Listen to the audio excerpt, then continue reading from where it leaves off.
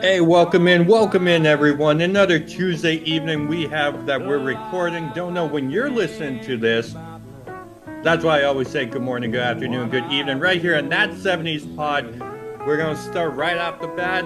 Brian, he's all the way in Wisconsin, not wearing any t-shirt that represents the state that he's in. He has his Colorado Rockies shirt on because he's definitely a baseball fan. We are in baseball season, which is a great outdoor pastime. Today's episode, we're going to be talking about another outdoor pastime. Um, but here we are in 2025. Brian, how are you on this fine Tuesday evening? Well, I'm just wearing this shirt, Andrew, because I like the shirt. The Rockies are currently the worst team in baseball. Uh, Okay. so, I'm certainly not a Rockies fan. I'd like to go to their ballpark someday. Maybe, Andrew, that's something you and I should do sometime because we've been to the Metrodome in Minneapolis. That's no longer there. Uh, we've been to Target Field in Minneapolis to see a Twins game.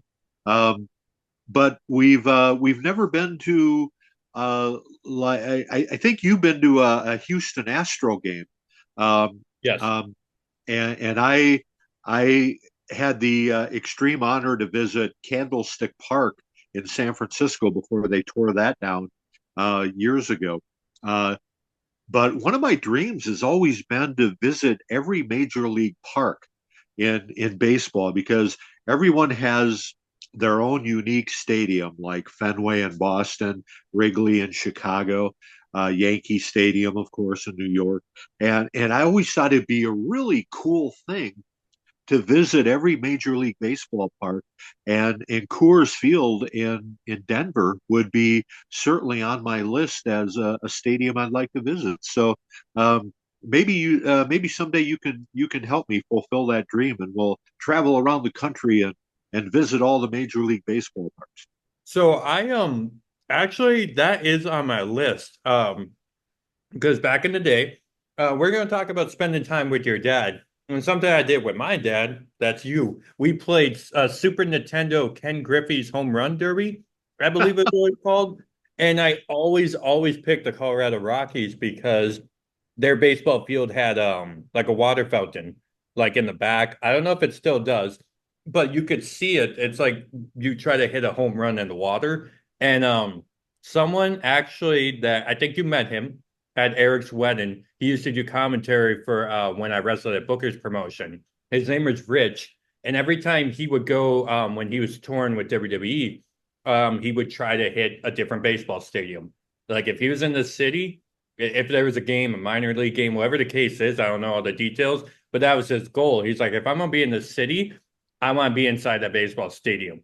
Not sure if he hit all of them, but for me, I always want to do. Oh, I can't think of the one that the Cubs played. That's Wrigley Field, I believe. That's yep, yep. So Wrigley Field, where the Rockies play, and then I guess the Marlins. I could actually, or no, the Blue Jays. That was the last one. That kind of be interesting. I've always been a Blue Jays fan for some reason. But yeah, that's definitely. I thought you want to go a hockey game for every team, but now at baseball stadiums is the goal. Well, That would be fun. yeah, here's the thing about hockey arenas is once you're inside, they kind of all look the same. That's true. That's true. Uh, but baseball stadiums, each one of them has a different architecture to kind of be different from everybody else. And and the as you know, you spent a lot of time as a kid growing up visiting the Metrodome in Minneapolis, and that's your all-time favorite place because that's where games you grew up watching were in the Metrodome, watching Twins games in Minneapolis. I grew up at Metropolitan Stadium in Bloomington, which is the Mall of America now. So that's my all-time favorite stadium because I spent so much time there as a kid going to ball games with my dad. So um, that it makes all the sense in the world that your favorite place was the Metrodome, mine was Metropolitan Stadium. Neither one of those stadiums exist anymore, but we have been to Target Field together a year ago to see the Twins play the Dodgers, and that was a nice stadium. Not my favorite, but going to Candlestick in San Francisco years ago, that was really a cool stadium, and it's too bad it's not there anymore because there was a lot of history in that ballpark. That's where Willie Mays used to play, and all those great San Francisco Giants played there. And 49ers as well. The 49ers used to play there as well. So, yeah, we're not talking about baseball stadiums today on our podcast. That's I guess you kind of led me that direction because of the shirt I'm wearing. But anyway, yeah, that maybe that would be a topic someday. If you and I go visit a couple stadiums and we could talk about the stadiums we visited. That's Target Field's pretty nice. I think it's Fenway where the Red Sox play, correct? Yeah. I get them confused sometimes, so I would like to see that one. Football stadiums is kind of like that for me. Like even though it's kind of the same way. Each football stadium kind of has its own feel. Some are just, a stadium, but like when it comes to Gillette Stadium would be cool. Um, I was actually in Vegas. I didn't get to it's not like I saw. I would like to see the Raiders setup when they're playing a game. Obviously, I work for the Buccaneers. Raymond James Stadium is a beautiful stadium with a really cool pirate theme everywhere. So between that, the Dolphins Stadium, hopefully I can check out a Minnesota Vikings game coming in. But yeah, that would just be, I know we tried to talk about um, stuff that you remember from the 70s, and we will be transitioning to the 80s as a kid, but we have done topics of things that maybe you weren't hands-on involved in, but you do recall because we're looking back at it. Kind of like last week, we hit a lot of movies that you haven't seen. And if there's a movie you forgot to talk about, please share in a moment. But yeah, that would be a cool or a fun episode to do if we kind of talk about, I don't know if we want to talk about architecture necessarily, but just like historical stadiums, arenas. So we're focused on all sports. Because when you and I went to the Target Center, I really enjoyed that. We saw a wrestling pay-per-view there. We even saw a Timberwolves game there. Shout out to the Timberwolves, make it to the Final Four again. Doing really good. Whatever you want to say, LeBron, Steph Curry, like if they are trying to redeem themselves for last year, it's great. Speaking of brackets, I'm doing terrible on my hockey one. I just kind of gave up on that now. But yeah, a stadium or arena show would be fun because that's a fun thing to do indoors for the most part. Um, but we're going to be talking about adventure outdoors. So before we jump at our topic, is there a movie or something about hockey playoffs or basketball playoffs or anything else you want to add?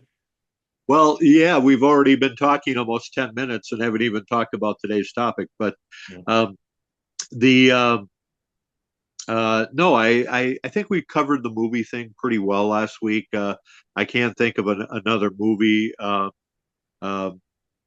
I remember in 1974, my brother and I went to a movie called The Wrestler, and this wasn't the Mickey O'Rourke movie, The Wrestler. This was actually with pro wrestlers: Vern Gagne, Billy Robinson, Ken Patera was in it, superstar Billy Graham, Nick Bockwinkel, Ray Stevens.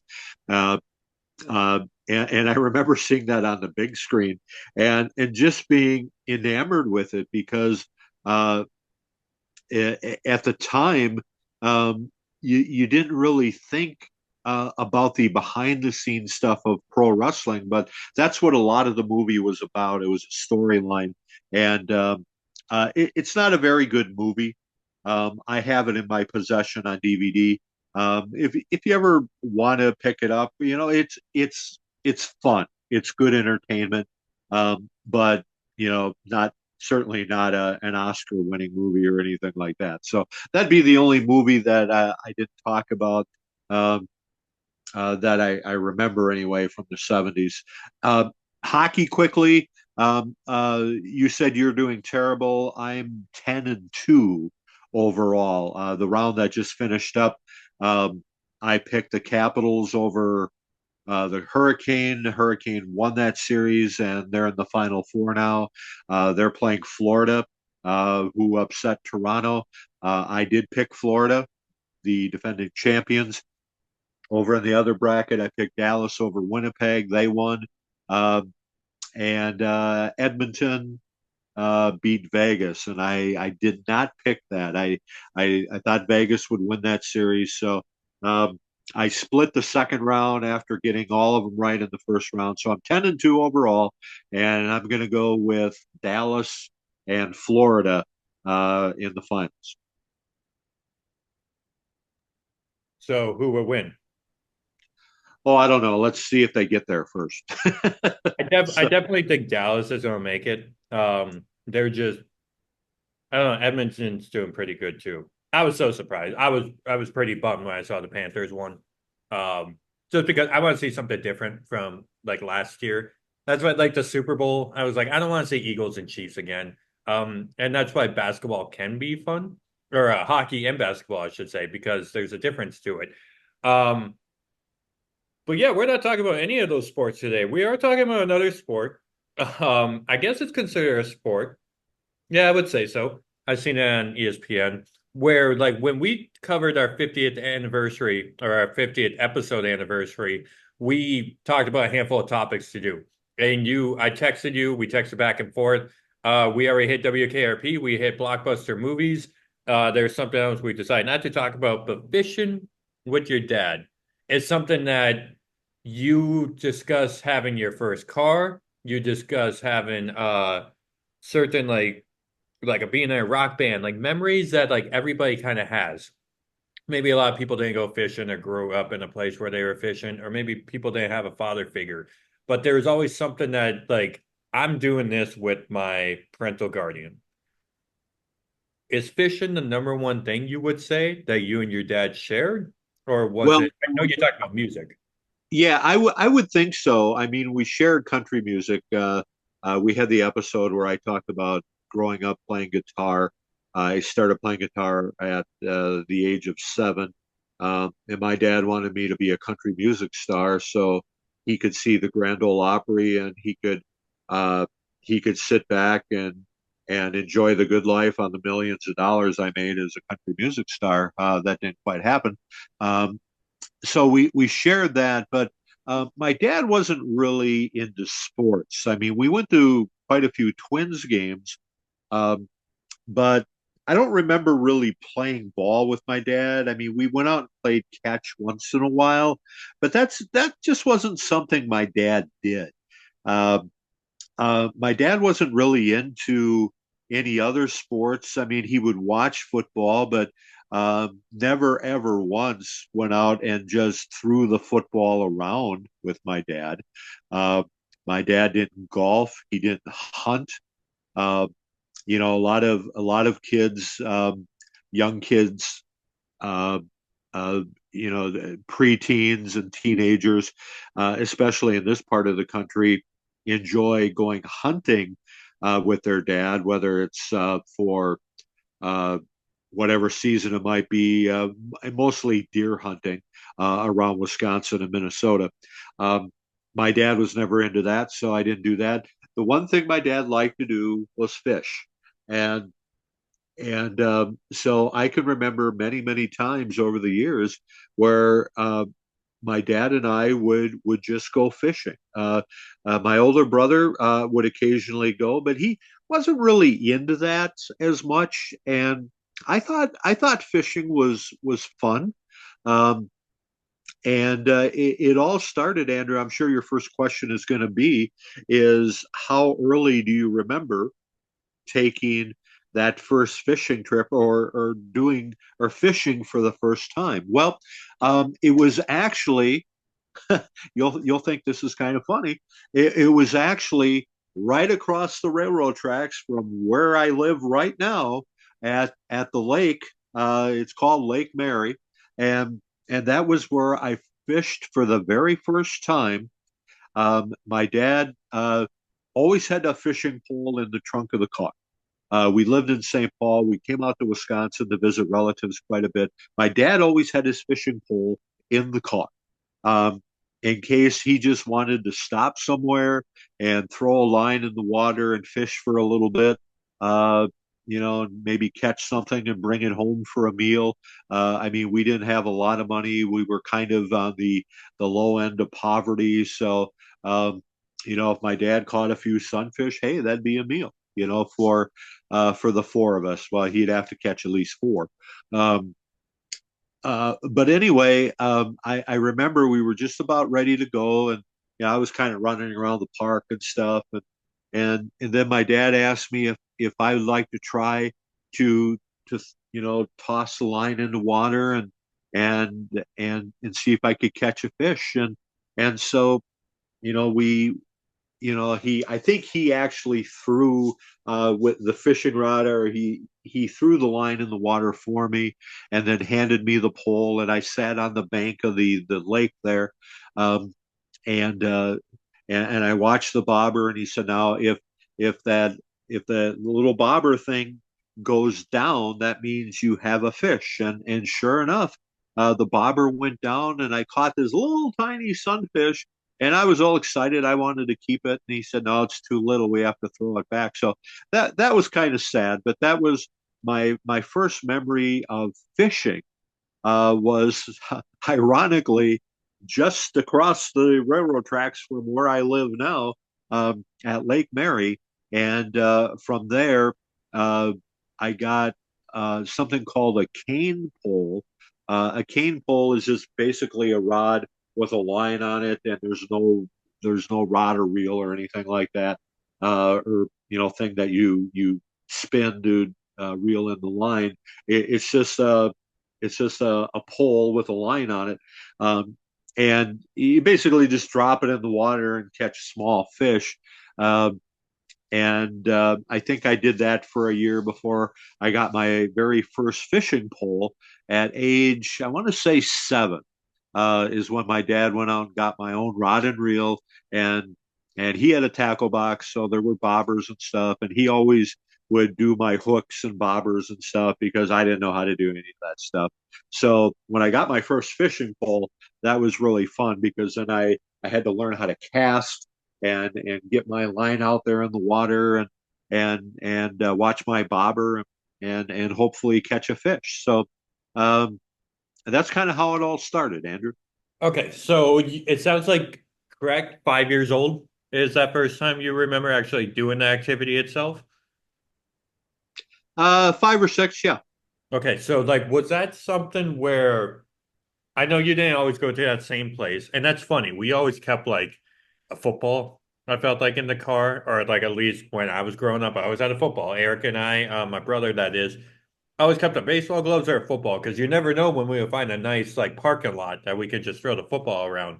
And I never heard of anybody just carrying a tackle box or let alone a fishing pole, just in case I want to go to the grocery store, I'll work for it. So when you're fishing, man, I don't even know where to begin. I have so many random questions because I guess we'll do a mix of this.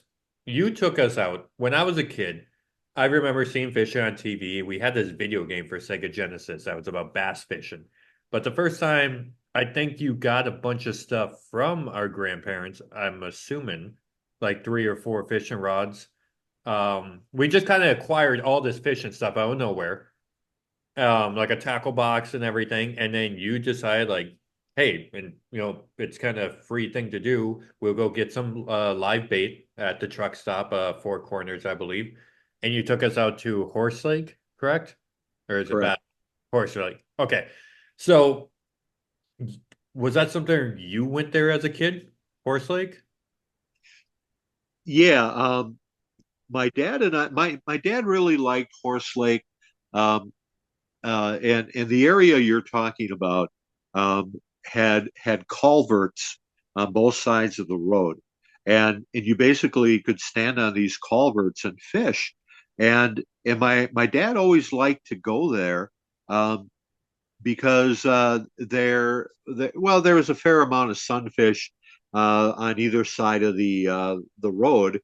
The road separated the lake, and you could stand on the culverts and fish. But there would also be bass in there too. If you could cast your line out far enough, you could maybe get a smallmouth bass. There was a lot of bass in that lake, and when I took you guys out there, I think one of you got a bass. I might have been your youngest brother, Jordan. who at the time was only what 8 or 9 years old, and he wound up catching a pretty good sized bass. Wait up, explain to our listeners what culverts are. Well, um, they're basically they run underneath the road. It's like this big metal tunnel. Uh, it's galvanized steel, and they run it underneath the road so the lake can flow back and forth underneath the road. So it kind of an interesting concept when you think about it. That the lake is basically separated by a road, but it's not, because underneath the road there's this tunnel, and again it's called a culvert, and it's a tunnel that runs underneath the road, allowing the lake to flow back and forth. And I think you guys used to lay on the culvert and bend your head down and look underneath it, and if you shout into it, you could hear an echo, or sort of a warbly type version of your voice. They're, I mean, they're fun to stand on, or look through, and they're not really all that deep. If you guys would have fell in, it's not like you would have drowned or anything. I mean, we certainly would have got you out of there. I now that you mention that, I do remember like me and there would be like one of us and then the other sibling on the other side, and we Yeah. would like, look over so we can like I can see like the shadow or the silhouette of like one of my siblings with their hair like dangling because your head's upside down, and then like standing on those things. Um, if you all of a sudden lose your balance and start sliding down it, that was kind of scary. If you didn't catch yourself in the dirt. But man, if you sat on that and your shorts rolled up and your skin hit that hot metal, that that sucks severely. I totally forgot about these things. I know there's that family picture of us, like standing around that. I think we reenacted that because the first time we went out there, like, oh, fishing, cool. This is gonna be great. Going off of like the Goofy movie or something. But then you're just sitting there and nothing's really happening. And like me as a kid, I'm like, well, I'll just reel it back and I'll toss it over here. All right, 2 minutes. I'll reel it back and toss it over there. Because like that was your point. You're like, you can leave it here. You can just hold it. You see the bobber, it's red and white. If the white part goes underwater, keep an eye on it. And if the red part goes under, then pull it. Or vice versa, maybe. So like, did you find excitement right away? Or was this just I'm talking with my dad and we just happen to be holding fishing poles? Well, there were times like that. Well, um, there's an old adage that when you're fishing, you have to be quiet, because if there's a lot of noise, you're going to scare the fish away. I don't know if that's a wives' tale or not, because fish are underwater. Um, I don't know if fish can actually hear. Uh, I know they can see; they have eyes. Um, they have gills, so they can breathe underwater.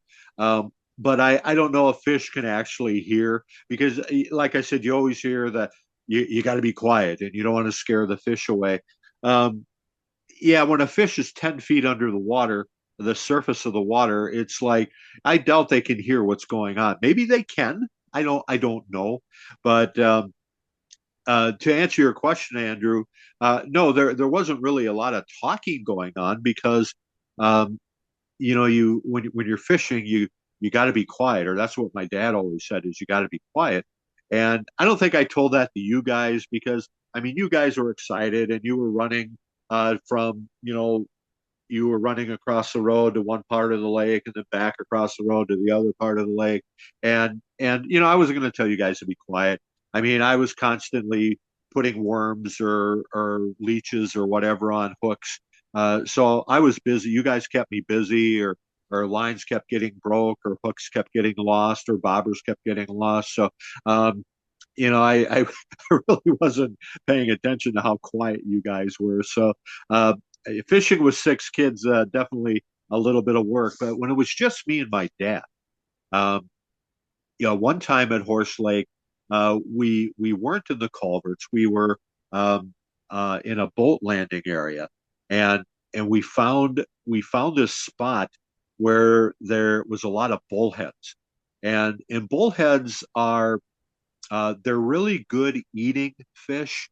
Um, their meat is really tender, but bullheads are a little bit dangerous to catch because they have like these stingers on their tail. So if you catch them and pull them out of the water and you're trying to get the hook out of their mouth, they might all of a sudden flap that tail and hit you in the hand, and they got these stingers on their tail, and they're um, and I guess it really hurts. So whenever I caught a bullhead, I let my dad take it uh, off the hook because I was afraid of getting stung by the tail because when you pull the fish out of the water, they're still alive. They're they're fighting you. They're trying to get off the hook and get back in the water. I mean, they're fighting for their lives basically. So they're really active, and and um, and you really don't want to touch them because it's going to hurt. So, and if you remember, Andrew, whenever you guys caught a fish, I was always the one that had to take them off the hook and throw them back in the water because we didn't keep anything. Um, I don't even think we caught that bass that Jordan caught. I think we threw it back. But it's it's kind of it's kind of scary in a way being a kid and you have something that's alive that you pull out of its home, out of its habitat, its natural habitat, and it's thrashing because it doesn't want to be out of the water. It doesn't want to be on a hook. And it certainly doesn't want a 9, 8-year-old kid, you know, trying to hold on to it. And, you have a live creature here, and it's almost kind of awe-inspiring, and that's why when you guys caught a fish, I always took care of it because, well, number one, I don't think you guys wanted to touch it. Number two, uh, it, uh, it was just safer for the fish if I did it and got the hook off and didn't rip its mouth apart or rip its eyes out or whatever, trying to get the hook out and get it back in the water as soon as possible. I do believe that happened once upon a time. I think the first one I caught, I want to say it was a trout, but I'm not 100% sure. Nah, maybe I'm off on that. I don't really know my fish that well, but I remember touching it and like it's not like you can feel the scales, but like you're feeling something like it's not a cat, it's not a dog, or it's like whatever. Like and just seeing like I remember mouth wide open, like seeing the fish like eye and the side of its face, just like I felt like it was almost like looking at me, like how dare you? And and then I pull it away from me, like I pull the fish and pull away from me, and it touches the culvert, and then it like freaks out because I was hot, and so I just like put it back in the water, still hooked, waiting for you to like come just unhook it because maybe we took a picture with it. Um, but I remember you like kind of yeah, you're quite I don't even know how to describe it. It was like if you fold a piece of paper in half and then you pushed it in the sides and then it kind of opens up. That's what I remember you doing, kind of opening up the fish to like take the hook out. And you're like, look, it's not bleeding, it's fine. And so like I'm gonna just I don't know if you chucked it or you just like let it sit. And then me kind of sitting there like, so are we done? Like, is that like is that what we're not gonna take it home, we're not gonna like make this thing, we're not gonna eat it. So like what do you do now? Like do you just see if you could catch a bigger fish? So I have a handful of questions I want to ask you, just kind of rapid fire questions. Kudos to you to bring us to Horse Lake, 6 kids, and this was in the middle of a county road where there was no like barriers or bridges or like fenced or anything. We were very careful about crossing the road, but holy cow, geez, I can't imagine like being responsible for all that. Um, and it was hot. I remember it being really hot. So, I don't even know where to begin with these questions. It seems like you had fun. It seems like your brother Bruce was always a trooper to do anything with you, even if he enjoyed it or not. And when it comes to fishing as a kid, was this something that you guys did a lot? I remember it maybe 3 or 4 times, to be honest, maybe even three. Um, but like, did you fish with your dad like almost every summer and winter? Well, I have several memories.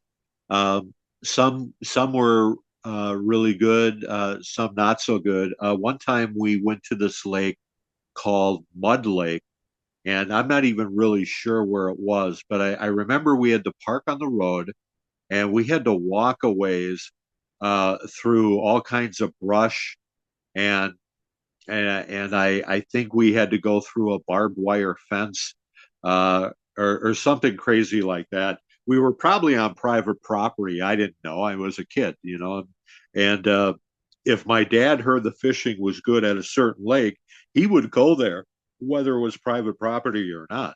And and I can remember this one time at this mud lake. I don't remember much about the fishing part of it, but I was like a target for wood ticks, and and when we were done fishing, uh, we got back to the car, and for some reason I lifted up my shirt because I could feel things crawling on me, and I had probably a dozen wood ticks crawling all over my body, and my dad just started picking them off and throwing them, because it's not good if a wood tick embeds itself into your skin. Um, because the purpose of what wood ticks do is they suck blood out of you, so you don't want them to embed themselves into your skin. So my dad was busy pulling wood ticks off of me, so that wasn't a real great experience, and I don't remember if we ever went back to that lake. If my dad did, I think I just stayed in the car and I said I ain't going out there again. um, but most of the lakes we went to Horse Lake a lot. We went to this one place called Big Lake, uh, which is where my brother lives now, off Big Lake, and and we used to. My dad had a fishing boat at one time. We also used to maybe rent a boat. And one time, um, my dad didn't have his boat with him, and he just, he had an impulse to go fishing, and he said, "Pick a boat." And so I picked this boat that was sort of a greenish blue color, and it was the smallest boat available, and it wasn't very safe. And and but because I said I want that boat, my dad went along with it, and so we got out in the middle of this lake, and it was kind of windy, and this was a small boat, and I started to worry that water was going to get into the boat, and then that's when my dad said, well, the other boats were bigger and they probably would have been a little safer. And I said, well, why didn't we get a bigger boat? And he said, well, you picked this one. So, I don't remember if we caught any fish that day, but I always remember that my dad actually let me pick a boat, and didn't try to change my mind because he knew I wanted the greenish blue boat, even though it was little and it wasn't real safe.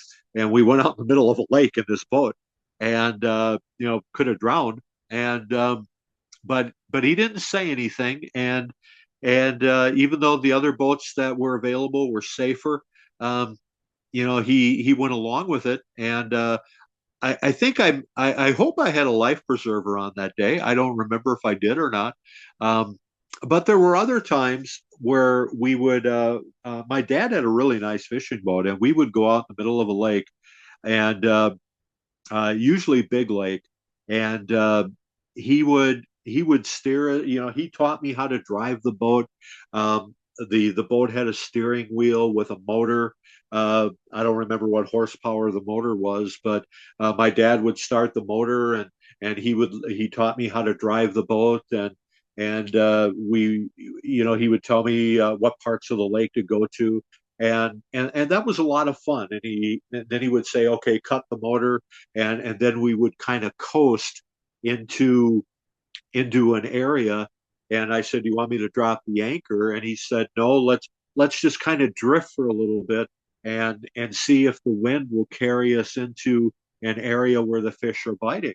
So and sometimes you had to kind of watch for signs too, because if you see birds or seagulls kind of diving into the water, or hanging around the certain areas of the lake, then you'd kind of want to you'd want the boat to drift into that area because if birds are having a field day by diving in the water and getting a fish, then you kind of wanted to get into that area because there might have been spawning beds or something where fish were hanging out, laying eggs and hatching little baby fish, and so you'd want to kind of you'd want the boat to kind of coast into that area, so you could catch a bunch of fish.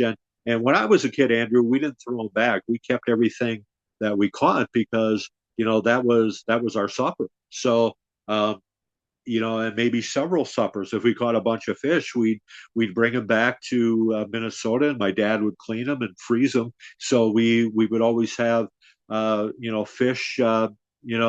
If fresh fish obviously was the best. If we froze them, they weren't really that good later. But so anyway, back to the lake. Just being in a boat and kind of uh, uh, letting the wind kind of just carry you into a certain area. And if the fish really started biting, then you drop the anchor and stay in that area. So those are some of the things I learned from my dad. And I haven't been fishing in a boat since probably since I was a kid with my dad. Do you even have any? And I know you're not a fan of the water. Neither am I. But do you even have like interest in fishing, let alone fishing in a boat anymore? Well, here's the thing: when you're a kid, you don't really think about the dangers. You just know that your dad is out there, and that if you, for some reason, fall in, my dad always told me, don't stand in the boat. So I didn't. I always, sometimes you'd have to stand to, get from the front of the boat to the back of the boat. But you don't, you kind of do it carefully, where you kind of crouch and put your hand on the seats so you can get to the next seat. You don't do a full upright stand and walk like you're walking on a sidewalk. You just don't do that on a boat because the boat could rock and then bam, you're in the water. Um, I don't remember if I always had a life preserver on. My dad never did, and and I asked my dad once. I said, well, what if you fall in the water? And he said, well, he said I can swim good enough to get back to the boat.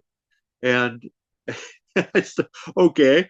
And I don't think I asked him, well, what if I fall in the water? Again, I didn't want to know the answer to that. So, um, uh, it was, looking back on it now, that's something that I never did with my kids because, number one, 6 kids in a boat would not have gone well. And number two, uh, I I don't know how to swim very well or at all. And if one of you guys were to fall in, that would have been a terrible feeling. You know, uh, what do you do? I would have had life preservers on you guys, but still, that would have been really scary.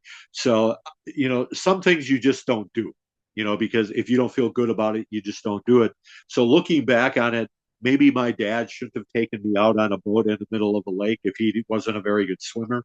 But uh, still, those are fond memories that uh, I didn't know any different at the time. I wasn't scared. I felt safe because I was with my dad and I assumed that he would keep me safe.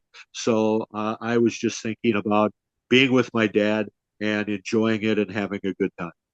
I've been on a boat once now that I think about it. I mean, I was on this giant boat for like my prom. But like I've been on a speedboat one time. There was something we had an organization in town called Kids Company, and they would do this healthy summer outing like 2 weeks before school started. And I remember Eric and I getting on a bus and driving to Turtle Lake. Or it was far. It's like somewhere like I would say like half an hour, 45 minutes away, and getting on this speedboat. Don't know who it was. It was just a part of one of the things you could do. And then had a hat on, had like my Miami Dolphins hat on, and all of a sudden it goes flying. And like I remember turning around. Luckily, like the kid sitting behind us, it got caught like on his foot. And I just remember like don't move your foot, don't move your foot. And like it sucked. Like I didn't like being in the middle of the water. Like we didn't catch anything. I held onto my hat for dear life when we made it back to shore.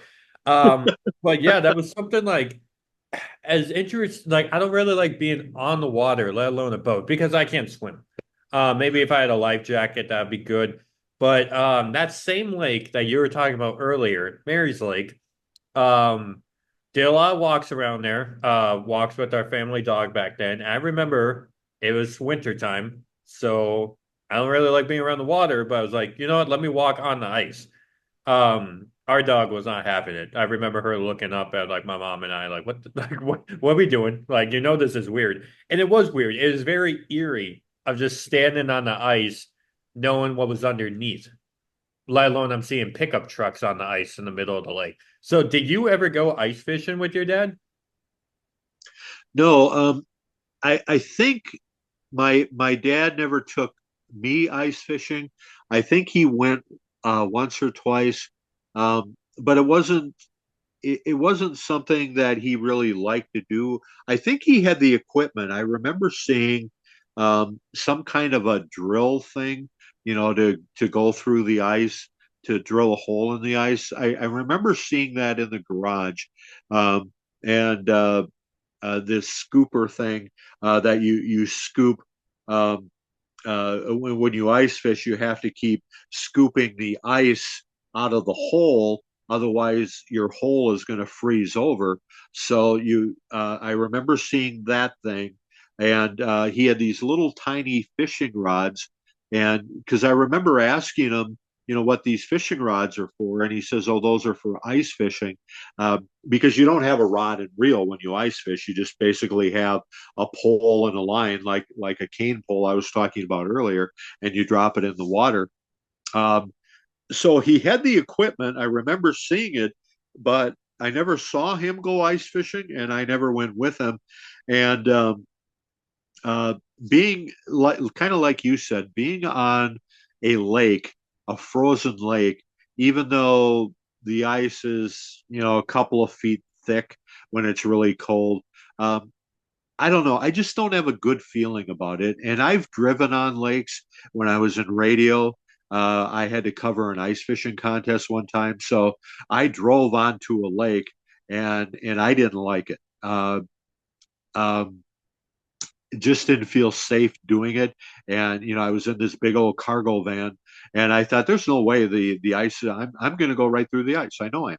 And but I mean, I was fine. It was a dead of winter, and the ice was really thick. And I've walked on the ice. I deliver pizzas for a living, and I've had people that have wanted me to deliver a pizza on a lake, on a frozen lake, and I refused to do that. I said, "I'll drive to the shore. I'll drive to the boat landing, but you're going to walk and or drive whatever you have or snowmobile and get that pizza because I'm not walking that pizza on the ice." To get to your ice shack. I'm sorry, but no, that ain't going to happen. So I'm with you, Andrew. It's kind of ice fishing is, of course, huge in Wisconsin, Minnesota, or all the northern states, but that's just not something I have ever tried, and I'm not even comfortable being on a frozen lake. So, when did you start having that comfortability, being like, well, with everything that fishing entails, right? Like, we didn't want to touch stuff as a kid. Like, you put the worm on the hook. How did you learn to do that? How did you learn to get the hook out of the fish? Was that something you just kind of learned as you got older and started fishing by yourself? Well, as I got older, my dad taught me how to do that. When you pull like a sunfish, sunfish have like this on their back. They have this real prickly. When you pull them out of the water, they have like these fins that are real prickly that are standing straight up in the air. And what you have to do is at the head of the fish, you kind of take your hand and slowly stroke those fins down, and almost like you're petting the fish, and then you grab onto it with one hand and grab a hold of the hook, and you make sure you have a firm grip on the fish, because if you don't have a firm grip on the fish, he's going to expand those fins again, and they're very prickly. They hurt. Um, and sometimes it's even good just to wear a glove. And I think I did wear a glove a few times. But you hold on to the fish and then just work the hook gently out of its mouth so you don't rip their mouth apart and get blood and everything, and then just toss it back in the water. So that's something I learned from my dad, watching my dad. And I told him, I said, I'm afraid to grab the fish. I don't want to get stuck with its prickly fins, and he just showed me the way to do it. And and that's how I learned how to hold a fish and just gently work that hook out of its mouth and throw it back in the water. So that's something my dad taught me. Um, uh, Once I remember we were fishing on the shore, and, and all of a sudden my dad had like this 5 pound bass, and I didn't even know what it was. I said, "What is that?" And he said, "It's Big Mike," because I was talking about this episode of Petticoat Junction that I used to watch when I was a kid, and they were trying to catch this fish called Big Mike, and I said, we're going to catch Big Mike today, Dad. And he didn't even know what I was talking about. And he caught this huge, it was a smallmouth bass, but it was absolutely huge. Maybe, I don't know, close to 10 pounds possibly. And I don't remember if we threw it back or not. I think he kept it, but we didn't get a picture of it, or we should have taken it to a bait shop and had it weighed, and we never did any of that. We just kept it, and it was bass are really good eating. They're a good eating fish. Um, uh, Mostly I ate sunfish as a kid, but every now and then you'd maybe have bass or trout or the bullheads I talked about earlier. Perch is also a really good eating fish. These are all lake water fish. It's not like going to a restaurant and having cod or lobster or tilapia. Those are all saltwater fish. Lake water fish are your sunfish, bass, uh, walleye, northern, things like that. And I remember when I caught my first northern, it was at Lower Pine Lake, um, kind of between Star Prairie and Osceola. And I didn't even know I had one because, something took my lure. I was using a lure, uh, and I was reeling it in, and I knew I had something, but the darn thing went into some seaweed, and as I reeled the fish in, my dad said, I think you have something, just keep reeling. And I said, "Oh man, I'm pretty sure I've got a bunch of weeds here." And finally I reeled it in, and I held the line, and the whole thing came out of the water, and it was just this seaweed that I had pulled from the bottom of the lake, and I said, "Ah, yeah, it was just seaweed, Dad." And he said, "No, wait a minute." He said, I think there's a fish in there." And sure enough, underneath all the seaweed was this northern. And northerns are a green fish, and they're kind of tubular in shape. Um, and uh, and what happened is when I caught the fish, it panicked and went into the weeds at the bottom of the lake, trying to hide. And as I reeled it in, it was fighting and brought all this seaweed with it. And it wasn't a very big northern, but because I had all this seaweed that I pulled up with the northern, it felt really heavy, and I didn't even see the fish in there because there was more weeds than fish. But I think that was the one and only time I caught a northern, but that was real exciting as a kid.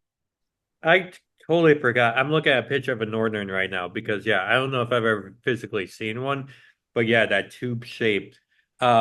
And that just brought back a memory for me. Totally forgot so many times. I felt like I had something, and then it's just so much seaweed or like leaves that like, oh, I'm gonna throw over there. You're like, don't throw over there. There's no fish. Like you're throwing it like in the grass pretty much. Um, Speaking of grass, that reminds me of a story I'll share in a second. Um, when it comes to grass on water, you might know what I mean. But like when I remember like reeling, reeling, reeling, and then all of a sudden you see like the tail flap, and you almost get Yeah. this excitement, like, holy cow, I actually did it this time. Like there's no, it's not just like maybe like a few pieces of seaweed, but I'm actually catching this because learning how to cast freaked me out because I would just like go, I saw you grab one, just throw it to like the side and like here, hold this. And then you would help the next kid, right? Because the whole behind, like almost like a tennis serve, like really throwing it out there. I don't know about you, but I was always freaked out it was gonna hook my back or like I was gonna like get my shirt or something like that. Did you ever have like a fear of like hooking yourself in the back or have like your throw that you would do? I think I hooked my arm one time, and yeah, it hurts, but um, you don't you don't want to get too caught up in that. I mean, uh, things like that are going to happen. Uh, I guess my biggest fear was maybe getting a hook in the eye because that could really be dangerous. It could rip your eye out. So that fortunately never happened. But yeah, I had plenty of hooks and fingers and stuff like that, and and you just kind of hope that you don't get infected. But there's plenty of fresh water around, so usually that wasn't a problem. Um, to answer your earlier question about how did I learn how to put a worm on a hook and stuff. I basically my dad taught me how to do that early because my dad wasn't going to spend his day putting worms on my hook, so he taught me how to do it. So I learned how to put worms on a hook uh, fairly early in my life, and never really had a problem doing it. I can remember going uh, looking for night crawlers in St. Paul. My dad would go out at night after like a rainstorm, and where are you going, Dad? He said, I'm gonna go catch night crawlers, and so night crawlers are a worm, in case you don't know what that is. And so we went out. This was in an apartment building in St. Paul, and we went and looked under these bushes, and sure enough, it was right after a rain, and my dad had a flashlight, and he shined it on the ground in these bushes, and sure enough, there was worms everywhere. And I went to grab one, and the worm quickly shot in the ground. And he said, "Okay, this is how you do it. You got to go really slow, and you don't try to grab it. Uh, you don't try to grab it in the middle because it's going to get away from you. So try to grab it by the end, or it's at one. A worm, you never know what the head is and what the tail is. But he just said try to grab it at one end, and it's going to try to get away from you, but just hang on to it. And sure enough, if you grab a night crawler at the end and then throw it in your bucket, and basically my dad had a bucket of dirt, and we would go out and catch night crawlers. So my dad didn't have to buy bait, and we went fishing the next day. We drive out to Wisconsin. We already had our bucket of bait, that was full of night crawlers. So I learned how to catch worms and put them on a hook at a real early age, Andrew. And again, it didn't freak me out or scare me because I was so little, that I just thought every little kid knows how to do this, and every little kid went fishing with their dad, and every little kid went out in the middle of a boat and didn't know how to swim. I mean, I didn't know any different. So that was, when you don't know there's fear, then it it makes it a whole lot better, where you can really have fun and enjoy it. That's a really I because I remember we didn't go catch worms. Um, I remember being at Four Corners at Jorgas truck stop that I mentioned. Like you could go around the corner of like the counter and like look. I think there was just a bunch of worms in there. I remember something being glow in the dark. I don't know if that's accurate. Maybe that wasn't even real. Maybe that was like a rubber fish or a rubber worm. Like there was like such thing as fake bait, correct? Well, yeah, most bait is fake. Yeah, there's live bait and there's fake bait. Okay, that was what I remember in the tackle box that you had because there was just all this random old stuff in there. and then playing with these like sparkly gummy worms or like fake worms. So is that kind of what I remember the most? Not that I was doing anything serious. And speaking of serious, did you ever do like competitive fishing? No, uh, my dad always fished for enjoyment. Well, actually, he fished for supper. Catching fish and cleaning them and frying them up in a pan. That was very real in the 70s. We didn't always have a lot of money for food, so whatever free food we got when we came to Wisconsin, if somebody caught a bucket of fish and said, "Here, have a bucket of fish," my parents would take it. We went fishing a lot.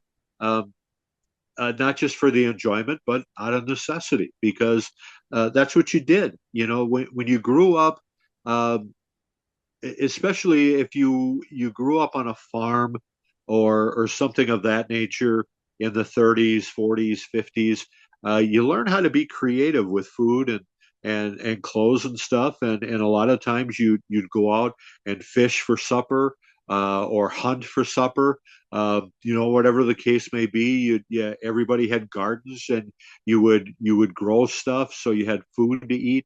Um, that's the mentality my parents had growing up, uh, in impoverished areas in Wisconsin in the 30s, 40s, 50s.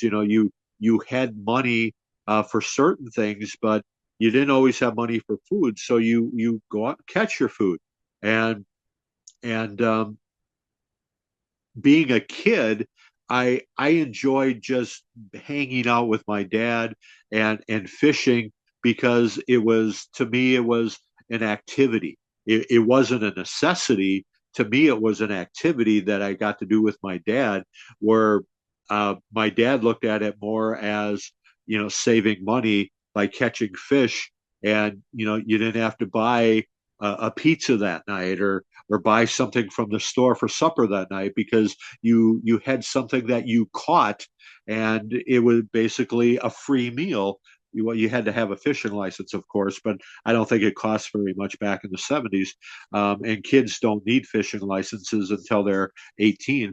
So um, like I said, it was fun for me, more of a necessity for my dad. Speaking of license, I'm actually glad you brought that up. I'm gonna ask you, okay, how do I want to do this? You were just talking about preparing food. I'll say that real quick. Did you learn how to like do the whole, um, what is it called, descaling or like Well, skin fish? yeah, my dad did not know how to fillet. Like, Uh, yeah, so he did know. Um, he did know how to clean fish. Basically, you cut the head off, you cut the tail off, you cut all the fins off and everything, and you scale the fish. And a lot of times after you do all that, there's really not much meat left. Um, and, um, and he would leave like the spine and the rib bones and everything in the fish. So eating fish wasn't really all that exciting, because my dad, like I said, he did not know how to fillet. So when we had panfish, and and my mom would like make this batter. She would have a beer batter, actually, and put the fish in this batter and then pan fry them. And I mean, they tasted okay. Nothing like you would have in a restaurant. No, I never learned how to do that. I didn't want to learn how to clean fish. If I had, I would have learned how to fillet it and do it the right way. Because as a kid, when you have a plate of fish in front of you, and there's bones in it, fish bones. I'd ask my mom to clean the bones out, because I didn't want to bite into a bone. And I can remember times where I never got a bone caught in my throat, but I can remember getting speared in the mouth with a fish bone, because they my my parents didn't know how to fillet a fish. So you'd basically eat this fish and pull the bones out of your mouth as you're eating it. So yeah, I was never a fan of eating I mean, it tasted good, uh, but pulling bones out of your mouth when you're eating panfish isn't a whole lot of fun. Yeah, that sucks. I've definitely been there before where it's just like they're so tiny and thin, but you keep on feeling them like stuck to your tongue or your gums. Like that sucks. And I I've haven't experienced that in a while, but yeah, not a fan of it. And you mentioned having a license. When you're a kid, it doesn't really matter, and that's why you took all six of us there.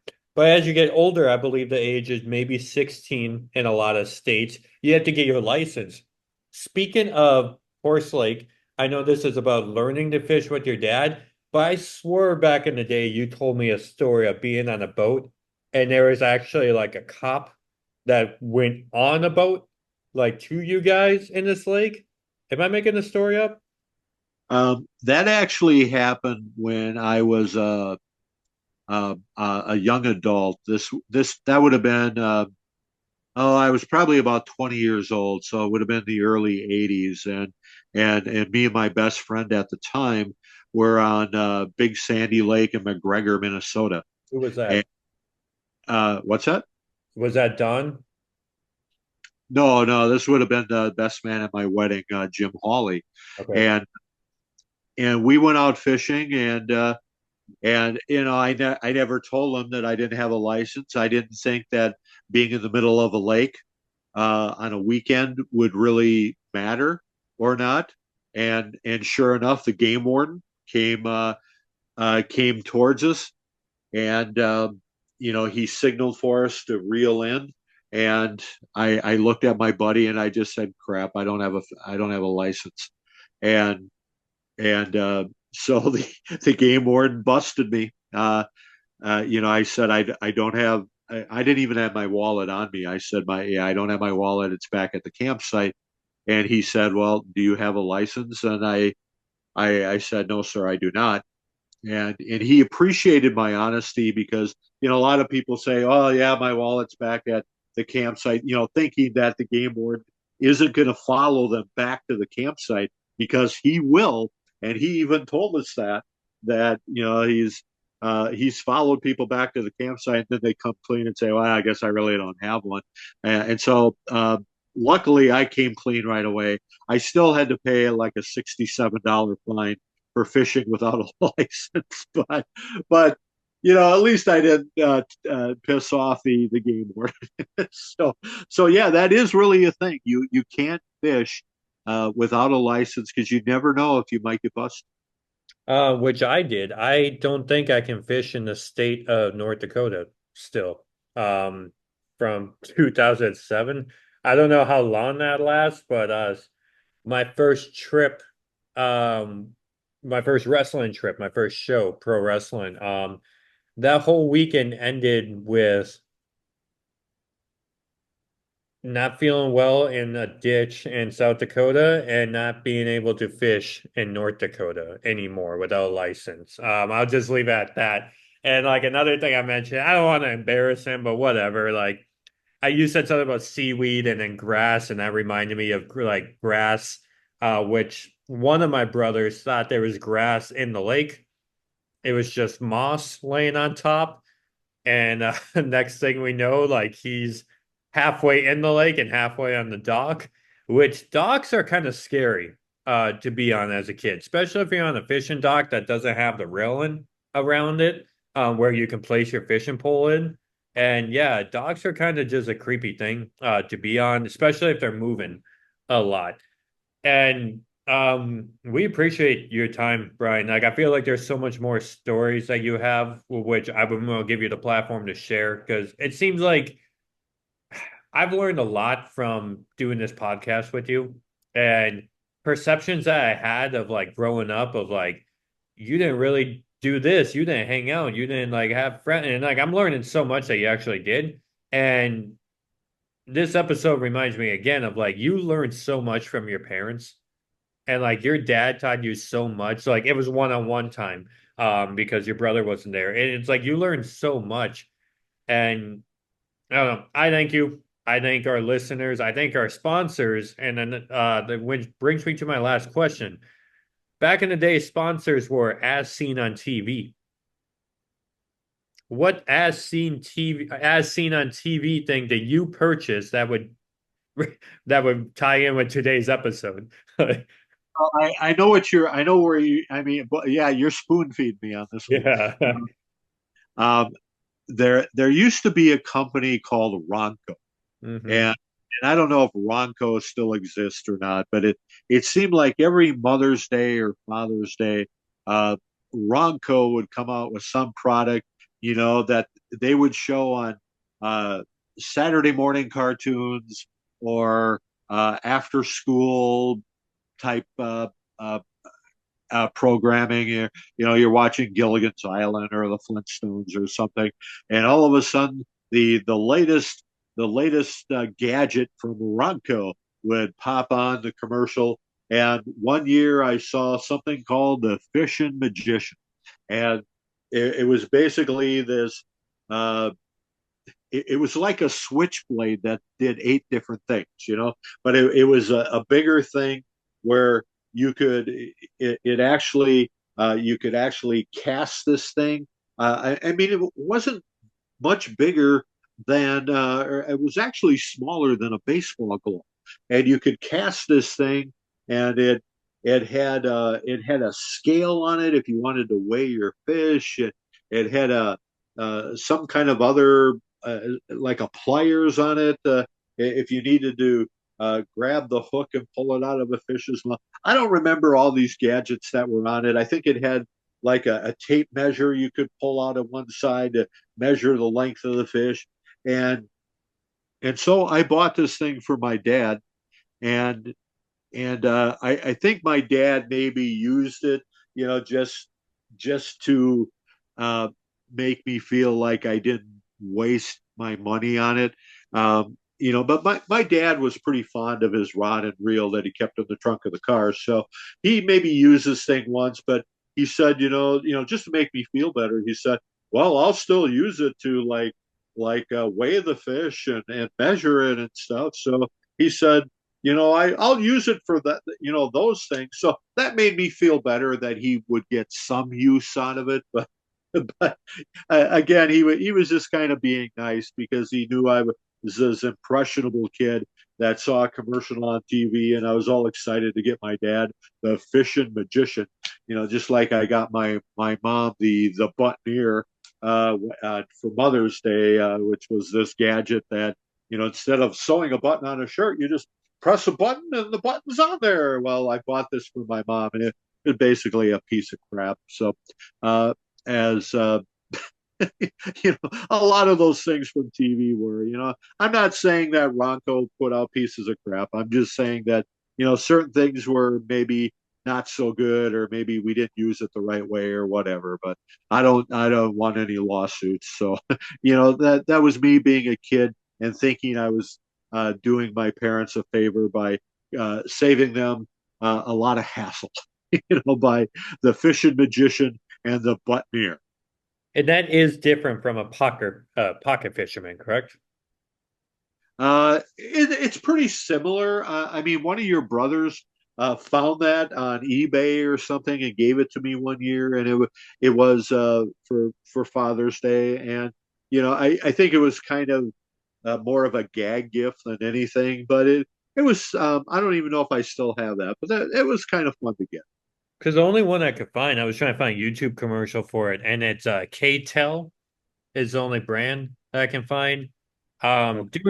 Doing research, Ronco does make stuff. It's just Ronco only makes kitchen appliances now. And by the way, fish do have ears.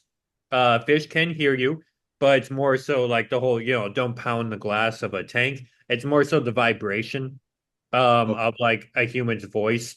So I suppose if they are underwater, they could kind of hear the echo or the vibration of you guys talking above. I always have a great time recording these. I did have a great time. Like I said, I think it was only two or three times clearly that I can remember fishing as a family. Um, but is there like more? I can't really think of any more questions, so to speak, but is there any more like memories or things you want to say when it obviously fishing with your dad popped up as an episode in your mind for a reason? Well, I I knew I had enough stories about fishing and being a kid. Uh, there was another time where we actually, the one and only time my parents rented a lake house for a whole week. Uh-huh. Uh, so my dad and I could fish every day. My dad brought his boat and he was out on the boat like right away in the morning, and sometimes I would go with him, sometimes I wouldn't. Uh, but yeah, that was the only time in my life where if I wanted to, I could fish every day, and I think I did most days. I stood on the dock and just fished for a while. My dad and I went out on the boat. One time we got out on the boat and it started to thunder and lightning, and I said, what happens if a storm blows up, and should we get in the water? And he said, no, no, the safest place to be if there's lightning is in the boat. He said, you don't want to be in the water. If lightning hits the water, that will electrocute the whole lake. And so not that I felt any better about being in the boat with lightning either, but we wound up getting to shore before it started raining. So, um, I don't know if my dad was accurate on that one or not, but I definitely know that being in the middle of a lake on a boat, if it starts lightning and thundering, you don't. That's one place you don't want to be. You want to get to the shore as quick as possible. I thought you do get in the water and you flip the boat like over your head. Yeah, well, if lightning hit the boat, though, that wouldn't be a very good thing. If you're holding on to the benches underneath and the benches are wood, that would you'd probably be okay. But again, if lightning hits the water, water is a conductor of electricity, so you that wouldn't be a good situation either. Look at us learning right here in that 70s pod. More than just entertainment. This is educational here. You know what? I do want to go fishing now. Uh, I would clearly need a license or something, but I can't remember last time I've been fishing. Just off a dock, I would be fine with that. I wouldn't want to be like on a boat, like in the middle of nowhere. Yeah, Um, we're not just a going on. Yeah, just not a fan. Like, never really been a fan of being on a boat, even if it's like a bigger boat. And it's just like, well, I'm safe out here. Like, I don't know. I would be fine chilling on a dock with the sunrise, like, or just the sun kind of hitting your skin, just chilling. And it's always nice discussing while you're fishing or driving, or doing these podcasts and recording. I'm glad you have these memories with your dad. Just hearing you guys go outside after a storm and catching night crawlers, catching worms. That's so fun to hear because I would play with worms and okay, not like as a hobby, but every time it rained, like I would just collect like we would scoop up worms and I would just name them. Like they were all named Milky. So I had like over 200 Milkies because I didn't want to be creative about it. And my brother Eric would kind of participate as well, but it's not like we were collecting worms to fish. So the fact that you had this hobby, it's like you and your dad had a thing. I always thought it was just country music, but it seems like fishing was, Bruce was kind of there. I don't know if your mom ever fished with you, but it just seemed like you and your dad had a thing together, and then in more generations, maybe you created something else, like you and I. Like this new chapter in our life is recording this podcast, which I'm grateful for.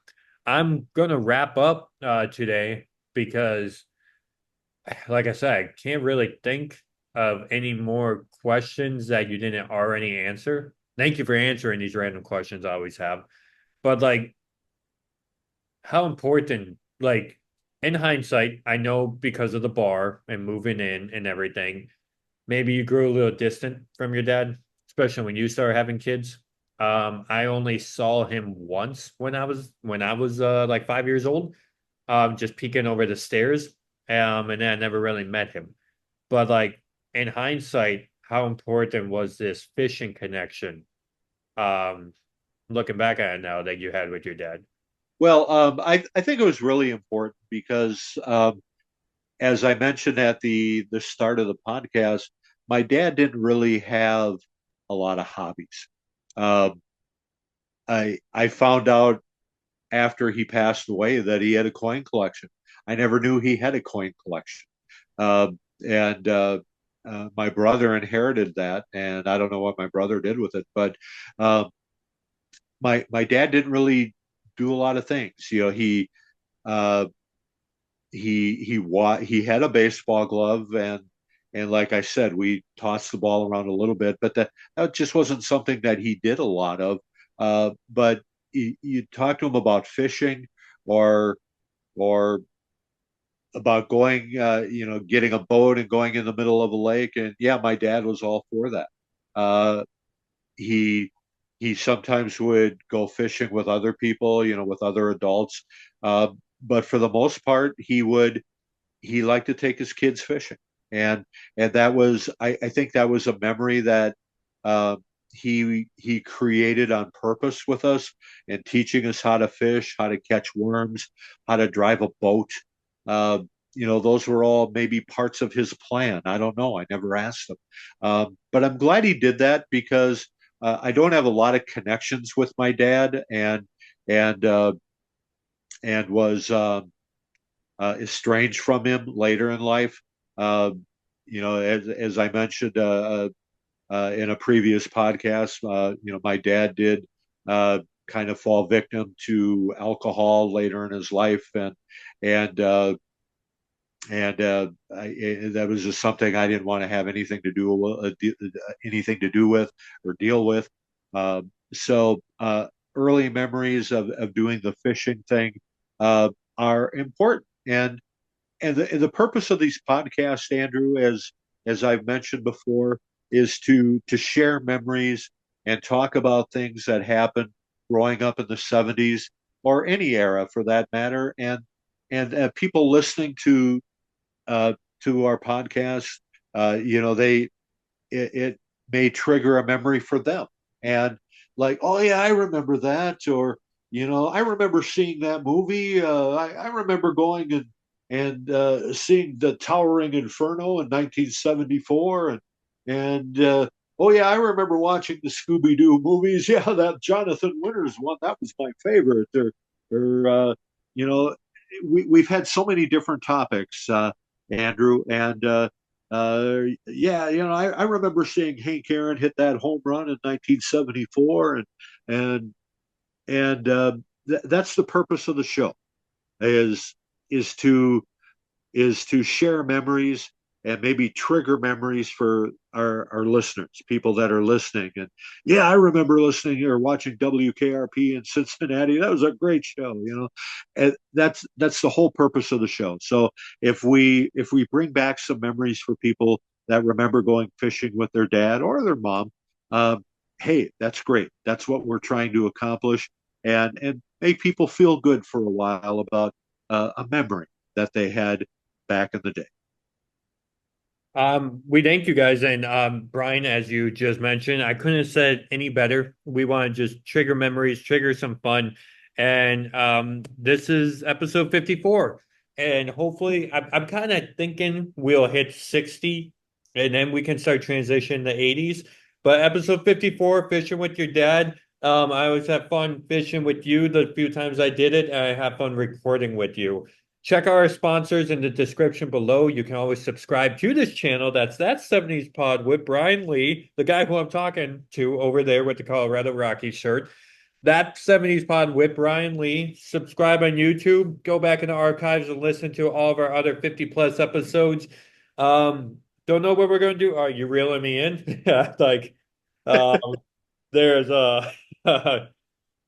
I maybe we're going to do a magazine episode. I kind of want to do I don't know. Maybe we'll do a watch along episode with the movie The Wrestler. I have to figure out that. That sounds fun. I want to get Steve back on. Maybe we even get your brother on one day. Who knows? But like we never really plan stuff until like the week of. And we don't really do a lot of research. And I think that makes it very organic and very fun as the connection you had with your dad. This is Andrew from Orlando. Got my workout in, got my Taco Bell in, and now I recorded a podcast and had a great time talking about this. I'm signing off. Brian, take it home for us, and thank you so much. I'll talk to you next week, everybody. Have a safe and happy Memorial Day. Well, thanks again, everyone, for listening, and I hope everyone out there uh, has some kind of memory with either their mom or dad. You know, things that they did with their parents, either together or separately, and and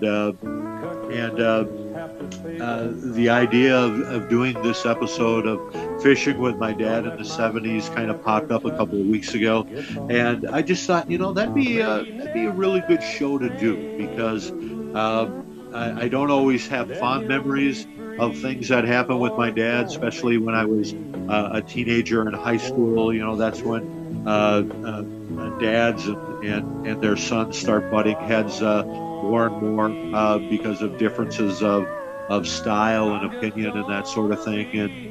And so, but prior to that, when you're a little kid, when you're doing grade school and before you hit middle school and stuff, you just remember your dad as being kind of that fun guy to do stuff with and your hero.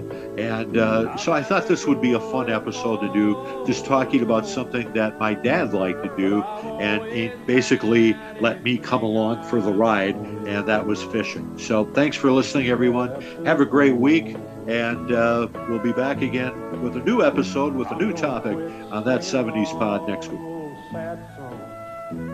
I just don't like the strain when the life you sing about, the one you live is the same. I have sang them old songs of daddy till it seems they all came true. Lord, please help me, 'cause I don't want to be their living proof. Lord, please help me, I just can't be